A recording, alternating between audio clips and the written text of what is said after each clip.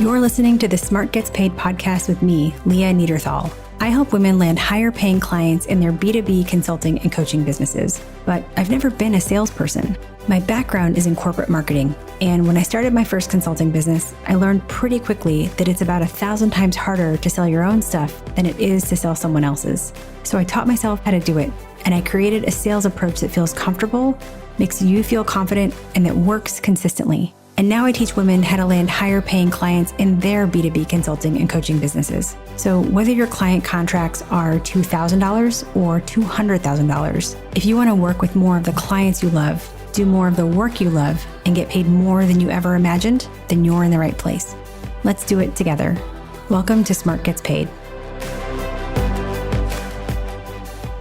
Hey, and welcome to this episode of the Smart Gets Paid podcast. So what happens when you just need a break? And I'm not talking about like you need to take a walk outside kind of break. What happens when you feel absolutely depleted? If there's ever been a year for that, it's this past year. The pandemic, the murders of George Floyd, Breonna Taylor, Ahmaud Arbery, and more. The bright spot of the election, followed by the very dark spot of the insurrection. It's been a lifetime of emotions all rolled into one. And sometimes you just need a break. I think it's hard for women like us to feel okay taking a break. I know it's hard for me, but I also know that when my head won't let me take a break, my body will force me to. A few years ago, in 2016, I was absolutely overworked and stressed. And in response, I had a stroke. That's a topic for another episode. This year, when we had to pack up everything and leave our home in Brooklyn, which was an early pandemic hotspot, and we were staying at my wife's parents' house and trying to do life in a new place with no childcare and trying to pretend like everything was still going to be fine, I started losing my hair. And my therapist told me, your body is screaming at you, saying, please, please listen to me. And finally, I did. But only then did I realize how important it was for me to slow down, to stop putting so much pressure on myself, to take care of my body and my mind. And I have been, but getting here hasn't been easy. It also hasn't been easy for the woman I'm talking to in today's episode. She's a consultant who does diversity and inclusion work mainly with tech companies. And the call you're going to listen in on took place over the summer when the pandemic was the worst it had been. Although looking back, it wasn't the worst it was going to get, but it was the worst we had seen up to that point. And she and I spoke the week after George Floyd was murdered. And a week before that, we found out about Breonna Taylor. And of course, still remember the pandemic. And the woman I'm talking to in this call is Black, and you're going to hear how she's feeling with all of this going on. And it leads to one important question. What do I do now in my business when I'm feeling the way I feel? So you're going to hear us start right in the middle of that conversation and get right into it.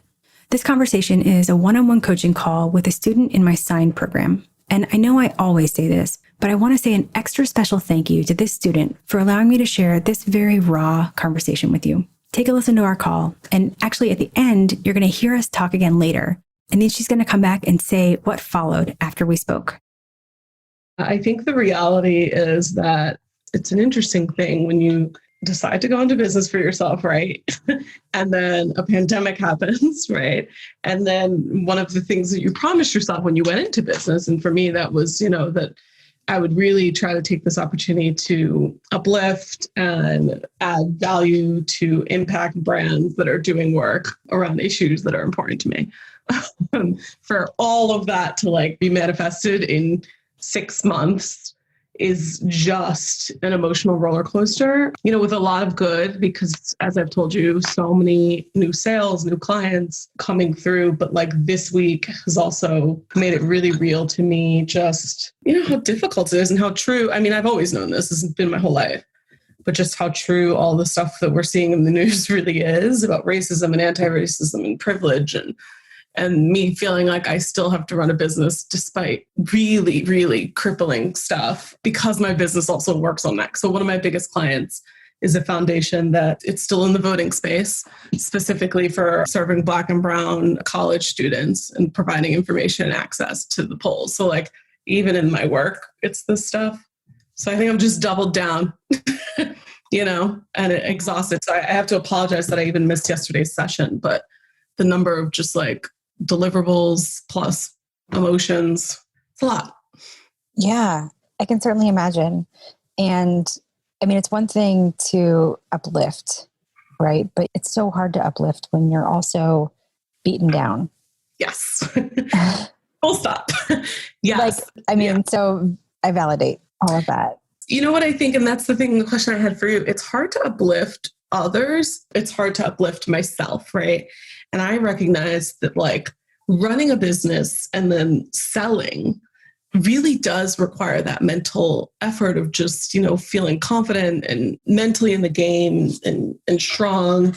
And, a lot of times I'm pitching to white folks, I'm pitching and it's a super awkward and uncomfortable thing. And sometimes I'm just like, well, I won't even say sometimes this week it's been especially difficult because I just mentally do not feel any aspect of me is in the game when it comes to just the selling component. I'm hardly in the game in the running of the business component this week. Sure. And so I think I'm a little nervous that and this is me being an overachiever maybe, I'm a little nervous that I'll fall behind as well, right? As a result of really taking real time to deal with the entire country sort of coming to a head and recognizing it and acknowledging something that has been very real. Totally. Yeah.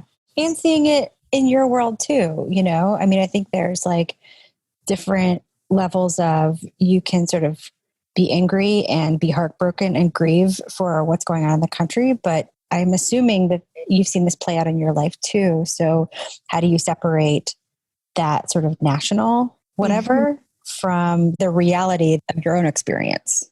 You're right. That's it right there. Like, I think for me, the first emotion was overwhelmed because I felt like, oh my gosh, this is something that I have been saying since I was literally 4 years old, right? Like my father was literally telling me how to respond to kids in school who would say racist things, right? And I have been steeped in this education because I've had to be for my survival for 30 plus years.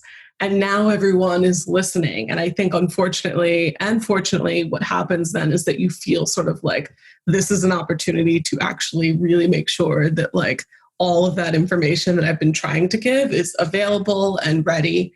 But at the same time, that's also a very dangerous game to play because just the depletion of trying to get people up to speed on something that you feel like you've been saying your whole life. And, I think anyone who is in a marginalized group can understand that. I know, and I'm sure you can understand that. I think one of the reasons I enjoyed working with folks like was because I felt like it's a lot easier when you're dealing with folks who already know and get that in their own experience as it relates to their own experience. But again, I think most clients don't look like that. You're like, hi, I'm exhausted. And they're like, why? Well, and also there are people who are entering this conversation for the first time, right out of the gate, fired up. And you're like, I'm operating at 2% right now because welcome to the party. But, and I just want to call out also, like, I appreciate what you said about, other marginalized groups. I want to be clear. I mean, when you're a lesbian and you look like this, I'm not all that marginalized. Right. Because when you walk in a room, it's not on your face. Right. It's not on my face. It's not on my body. And so I just want to acknowledge that, like, not that we're playing the, adversity Olympics, but like, I'm not even in the game. I completely respect and appreciate that too. And I think that that's awesome to hear, just that acknowledgement of that. I mean, listen, to this, I grew up with Matthew Shepard, right? That news. And so where we're staying is like kind of in farm country or whatever. Yeah. And, my wife will try to like kiss me and I'm like, I don't want to make out in front of, I just don't. 100%. So yes, and look, I have the bro clients that we first talked about when I first started working with you. I mean, I think about folks like that and they have in their past, historically, employees started to come forth to me actually and share all manner of stories about the racist things and the homophobic things that they have said. And it's like, I also have to do an audit of like, now that this is on the table and everyone knows it's on the table, do I even want to continue to work with folks who have this degree of just ethos, like, or do I want to just also make some decisions to sever ties? And that has financial implications. So there's just a lot going on in my mind. I'm not sure where I should fall when it comes to actually trying to run this business. Like I want to have success, full stop, but I also want to protect myself. Absolutely.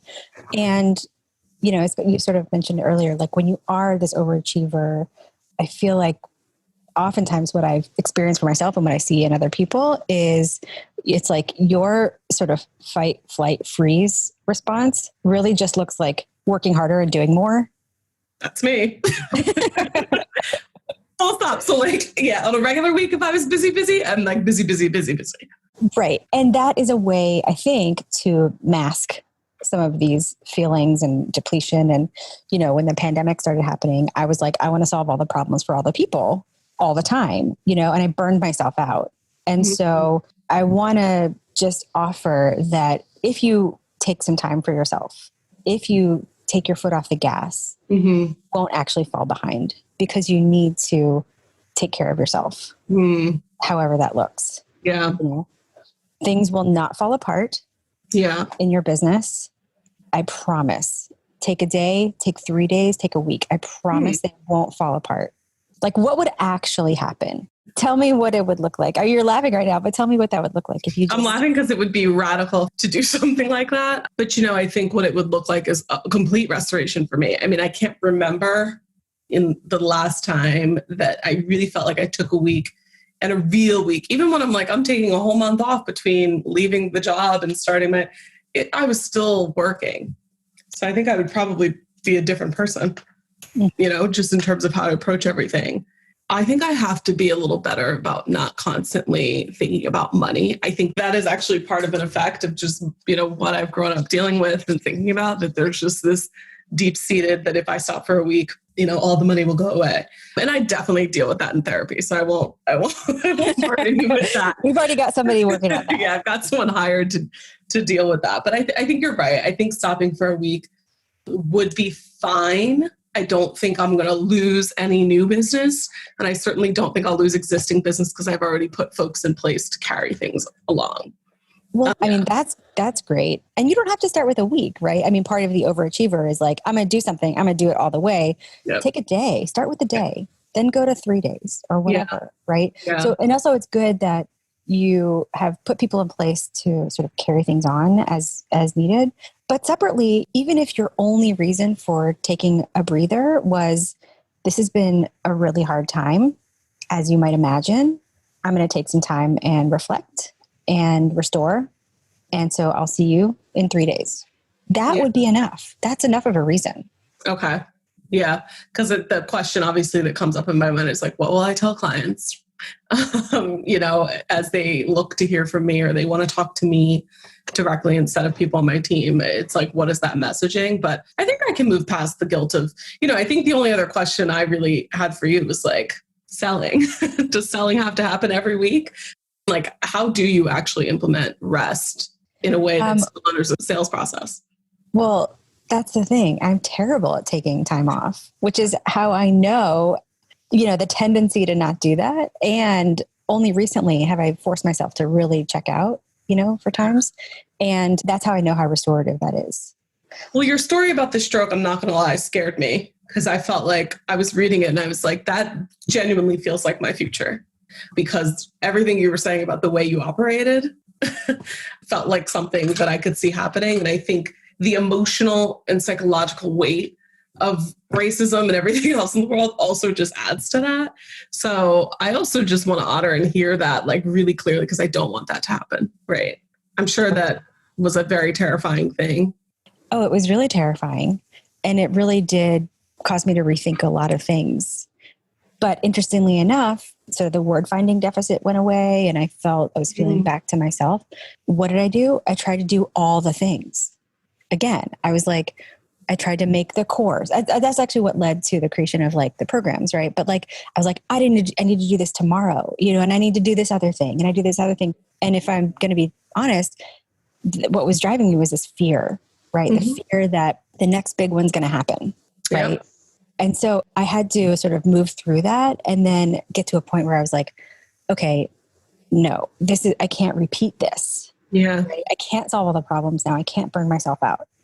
I will say also that I'm not going to say I had a pre-existing condition. So I went on birth control, like really, you know, like when normal, you know, teenage, age years or whatever. And I also had migraines ever since I was 10. I've had migraines. And so what they began to discover was that if you have migraines with aura, which is like the visual stuff, and you take birth control, that can lead to a stroke. Now, the numbers were like so low and it was, nobody really seemed all that concerned, right? But then when you pair that, I mean, by the time I had the stroke, I wasn't on birth control, right? But like when you pair that with the overwork and the stress and all these other things that just are bad for your head, it happened, it's like a one in a million chance, but it happened to me. Right. So I say that also because, I'm clearly not a doctor, but like if your average person is not like about to get a stroke. Yeah, you're like, the likelihood is not that it's not imminent. Right. So I don't want to scare you that much. Yeah. No, I get that. So I'm just curious because I think you also, one reason I enjoy working with you is because you have a good command of like, I know you just had a child, right? Me and my husband are actually like, I just found out that my state insurance is going to cover full fertility treatment. So like getting that news is great. But I went through a cycle last year. It ended in a miscarriage, early term miscarriage. And so now I'm like going back into that as well. So I also appreciate hearing from women who like understand the motherhood aspect of business, because that also, I understand that those women specifically understand balance, right? Or are forced to have to figure it out. Totally. I welcome any advice there. I mean, there are things I could tell you now that rationally you'll be like, yeah, okay, that makes sense. I'll do that. But there's very little you can do to really prepare for what that means. So we'll continue this conversation. I will say also that I probably didn't share this with you, but I had a miscarriage also at 8 weeks. Was it 8 weeks? 10 weeks. And so like that, is the devastation. Right. I mean, that's devastating and all of that. And then, what that means, it's not just something you sort of move through. When you go through it again, another cycle or whatever, it's always there. It all builds up. You never get past any of it, whether it's 30 plus years of microaggressions or events like a miscarriage or whatever. It sort of lodges in there. But I want to make sure we talk about your question, which is, well, probably a few questions, but one question is, do I have to sell right now? Yeah. What do you think the answer is? I mean, I feel like no, because it's not going to be a good, I don't feel like the process, like I said, and there's a whole module in this, right? Obviously for a reason, which is about mindset. I think mindset is such a valuable part of the process. And I think I have to be there, right? And I have to work on that part. I might have to revisit that and the tools that I already have in place on mindset, because selling right now, I think it wouldn't honestly go so well with where my mind is at, right? Well, the way we tackle mindset in this, I mean, you can look at mindset a million different ways, but the way I tackle mindset specifically is around the idea that when a lot of people go into a sales sort of environment, they feel like they really don't have much power. They feel lucky to have these conversations. They feel like lucky to have the business. And that feeling one down. Yes, that was like so great in the modules. I was like, oh, good. Oh, that's right. I remember you saw this. So that sort of resonated with you? Oh my gosh. Yes, because I always, and I think it's also, if we're going to talk about this era of like, or this climate of like talking about racism, I think that is also one very real function as being Black in America, is that like you do sort of internalize this one down positioning. I have heard my friends all week talk about how, we have to move past in our own community feeling just happy to be in the room, right? That state. So when I was watching that module, I was like, whoa, that was like a worldview shift for me, I think, because I think even if you were to ask like her interactions with me, she used to say like, you were really like deferential and always like, I've always played a one down position. It was just so powerful for me because I was like, my God, permission to be on the same plane, not one up either. Exactly. That's the sort of salesy feeling that we've experienced from salespeople. And that's the feeling we don't want to be, right? Not one up, but yes, just a peer level. Yeah. Right? So when we think about mindset in selling in the context of right now, it's not like, should you be selling? No, because I don't have the right mindset. Mindset doesn't mean like you have to be happy or you have to be fulfilled or you have to be at 100% or whatever. First of all, if you are depleted, of course, don't sell. Like take a break, right? But from a mindset perspective, if you don't feel like you can walk into that room as a peer, then just take a break because there's a lot of emotions right now. Maybe you walk in feeling one down because you feel like they can see the sort of grief on your face, right? Maybe you walk in one up because you're fucking angry. Yeah, right now I feel like I would be having, you just verbalized what I was feeling. I feel like if I was selling right now, I would be selling from a place of anger, of just like, do you see what's going on? Like, are you really going to even make me have to explain and sell myself? And that's not appropriate. Like, that's a very real visceral feeling, but it's not right. It's this. Forget appropriate. Does it feel good? Yeah, no. Of course it doesn't feel good. And I'm not saying you should feel good, but does it serve you in the sales process? No, because you're just doing everything from a place of anger. It's just not my thing anyway. But that's the feeling that I feel. So I definitely don't. Yeah, totally. And, it might be the case that you could feel angry for quite some time. I think a lot of people are going to be angry for a long time. So you don't want to get to a place of like, it's not about waiting till you're happy or, you don't have this sort of, are you kidding me? You're just paying attention to this now feeling. Yeah. But does it have to be so raw? Is it better to maybe wait until you can come at it from a place that feels better? And I think that honestly, like I just envision myself sleeping this weekend, going outside because the weather is finally beautiful and actually getting to a place where I'm not, because a lot of my anger right now is just that I'm depleted, right? Because now it's turning into like, I'm just mad that like I have to deal with so much right now and I can't just watch Netflix. So I think that I could very well, just if I gave myself that permission to rest, that the anger could dissipate significantly. Totally. And so then it becomes a question of, this was your other question around, what do I do with these prospective clients, or will this affect my business? What about the clients that I want to get moving forward? Talk to me about that. Thank you for reminding me about that, because I think the one thing that I have felt that has honestly fueled me this week is using my platform, my social platforms and so forth, to really speak in the lane that I've always spoken in, which is about education, but also the things that I really feel, right? Like if I want to say Black Lives Matter 1,500 times on my Twitter page in some form or expression as part of the conversation, am I putting my business at risk? It's a real question. I don't know how to answer that, Well, talk to me about what you mean by at risk. I know, because then if I narrow it down, I'm like, what I'm really asking is, am I isolating folks who maybe aren't really interested in anti-racism, right? And then it sounds weird because it's like, am I isolating folks who don't want to hear about it? Right. Well, you say isolating, like you're repelling, should I say? Yeah. Like, so is this going to prevent me from getting the clients who don't want to fight racism? Exactly. That's why I started laughing, because I'm like, I'm basically saying, is this going to prevent me from getting racist clients? Yes. But you know what, Leah? That is also, crazy as it sounds, that's revelatory, because I've always used code words around it and like coded language around like, I want folks who are focused on impact.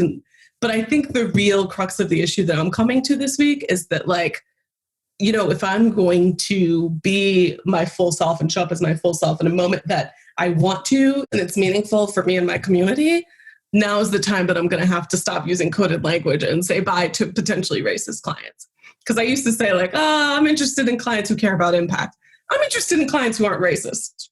Right. I'm interested in clients who aren't homophobic. I'm interested in clients who are not, just completely bigoted to people. I just don't want any of those clients, period, full stop. Right. Well, write that on a Post-it and put it on your laptop. Okay. Yeah. We all come from these backgrounds where we've worked for other people, and we felt like, we had to watch what we say, and we didn't want to put our job at risk or whatever, right? Corporate bullshit.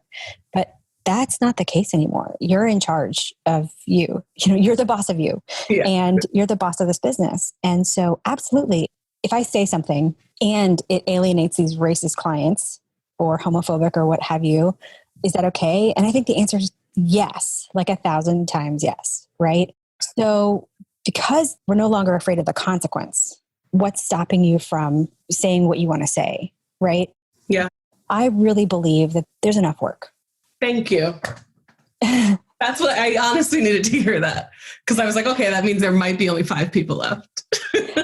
I mean, there will definitely be more than 5. Like if I say Black trans lives matter, for example, right? which I've said a lot. Okay. I'm like, who's left? Who's still going to listen to me? That's like. Well, I mean, you're not going to get any calls from like the American Family Coalition or whatever. I know exactly what you're talking about. Yes. But the thing is, what's that quote from Arlen Hamilton? Do you know who that is? She's a Black VC. Oh my God, she's amazing. I follow her on Instagram. She's a Black VC. She was homeless. She got herself out of. I've heard her story. Yes. Yeah. Yes. So now she funds founders of underrepresented groups, and she's just amazing. But one of the things she says is you have to be yourself so that the people who are looking for you can find you. So maybe there are people who you will turn off, right? Yeah. But the people who are looking for you will know that you are a safe space.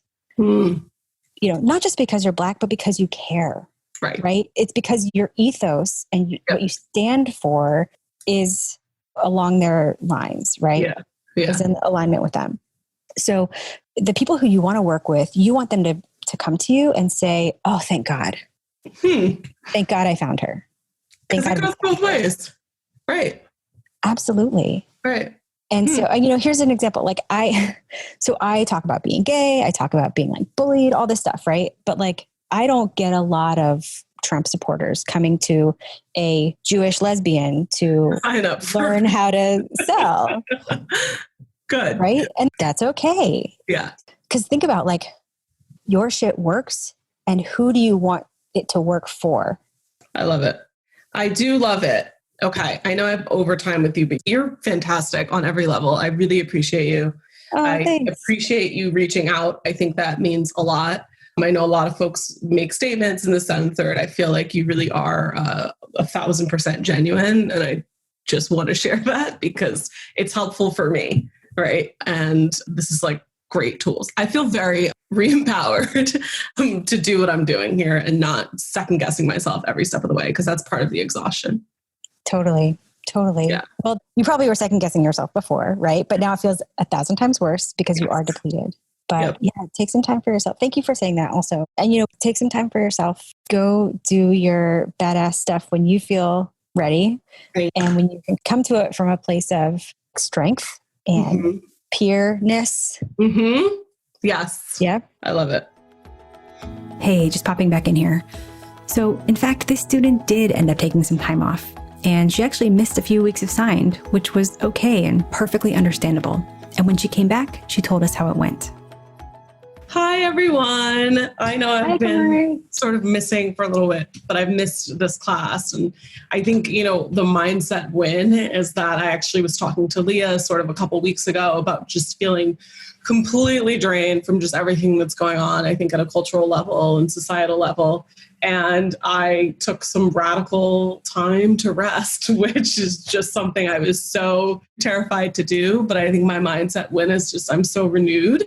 And I swore that my business would fall apart if I took time, and it has not at all. In fact, the opposite. I actually think a technical win has been that I used to close maybe 20% of things on my pipeline. I'm now at 60% rate, just from my little Monday table I can see.